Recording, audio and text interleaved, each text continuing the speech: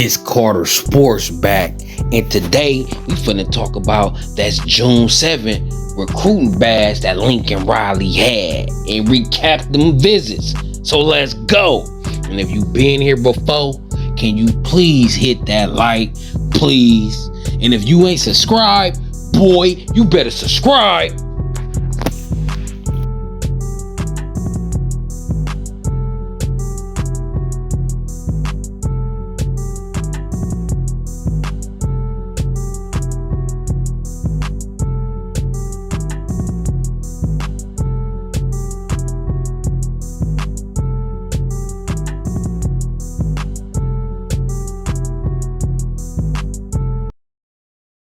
Trojan family, Trojan gang, fight on forever is in the building. And today we finna talk about this June 7th visit and recap what was going on. Them kids was out there having a ball for that June 7th Lincoln Riley bash weekend at Riley House. It was going up and them kids was having a blast. You hear me? All good news, fireworks coming from this visit. I told y'all this visit gonna be historic. I told y'all this gonna be one of the most important official visits week, right? One of the most important official visit week in USC history when it comes to trajecting the future. You heard me?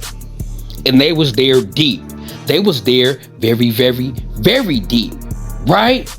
You had Julian Lewis leading the recruiting class. You know, he was out there recruiting for sure. It was several wide receiver visits, right? It was several wide receivers. We had Romero Ison there. He's already committed. Andrew Marsh, elite wide receiver. Dalen McCutcheon, Mr. I will route you up, right?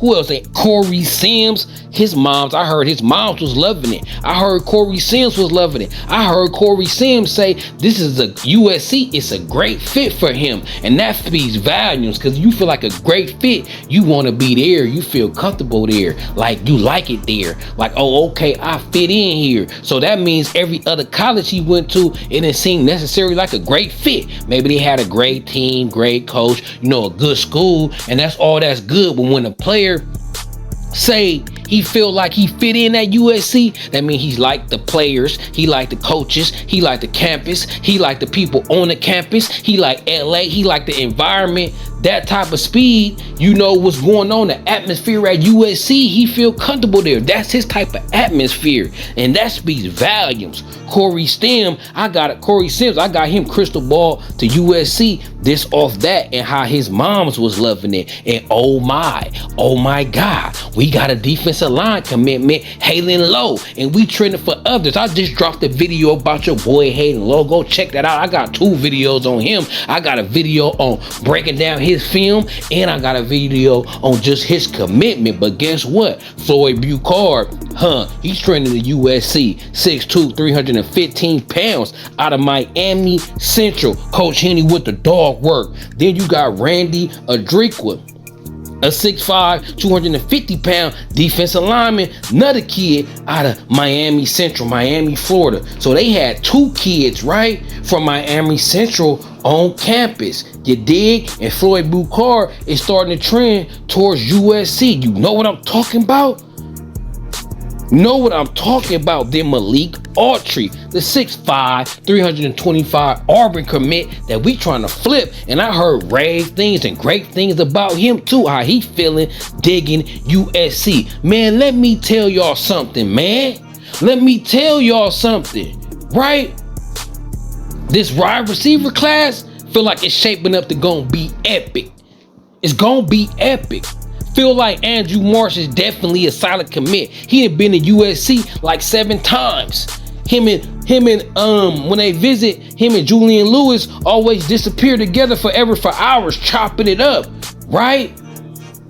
Right? I already told you about Corey Sims, how he loving and digging the USC vibes, how he feel like he fit in. His mama was smiling ear to ear. These moms be loving USC because the educational piece, the piece that they set you up and show you how you gonna be a baller regardless you come to USC out of when you come to USC outside of football, you gonna be successful. You get this USC degree, You gonna be an earner. They're gonna be able to take care of people. Moms be loving that, how they care about the student and how it's great education there. You hear me? And Daly McCutcheon being googly-eyed about Lincoln Riley and his offense. Now they getting him more comfortable with LA. He seemed like he could vibe in LA. You know what I'm saying?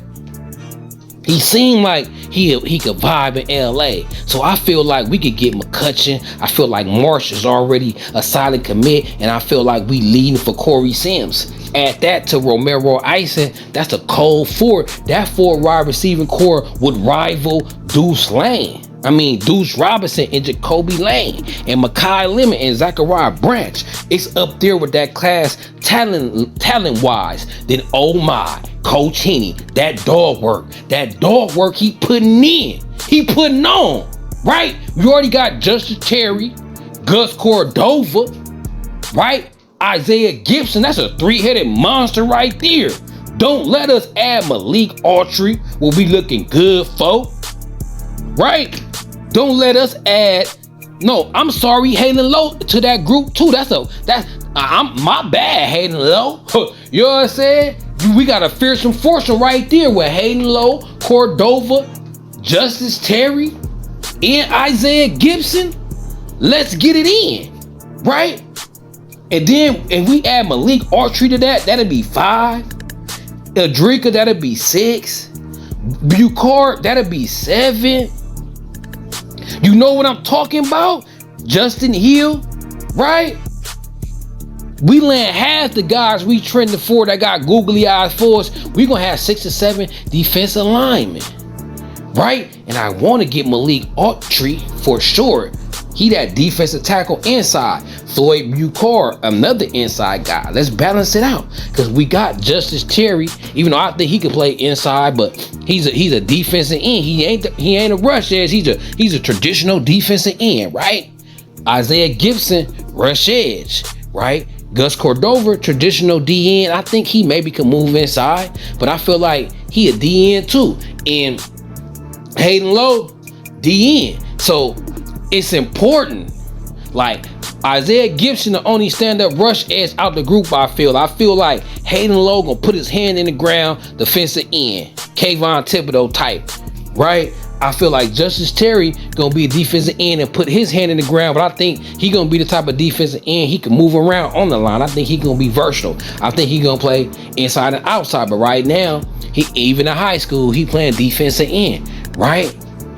So that's 2 defensive end right there with Hayden Lowe and Justice Terry. Then Isaiah Gibson is a stand-up rush edge. Then Gus Cordova, he looked like an end or inside guy too. He looked like he could play multiple. So we need more straight up where it ain't no question like, okay, we ain't got to put weight on him. Maybe he could play inside. We need some straight up nose tackles, right?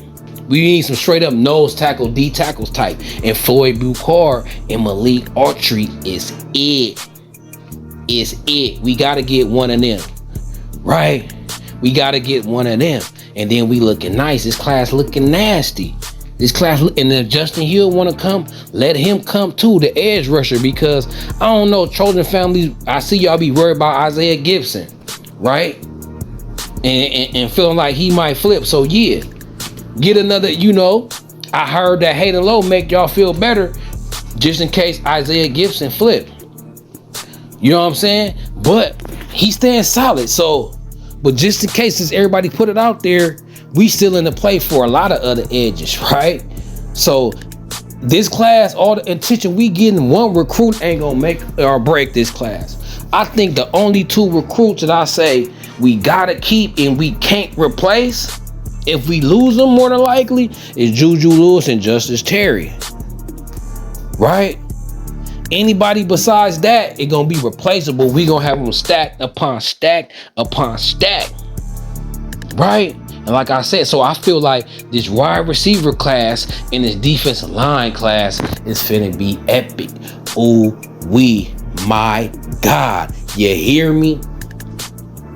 And I see the haters already out. I seen something that got my blood pressure up, right? I see something that got my blood pressure up. Somebody said about, I think it's about the Hayden Lowe commitment, like, if a kid want to choose the LA nightlife over Eugene, then Oregon don't need that type of player. What?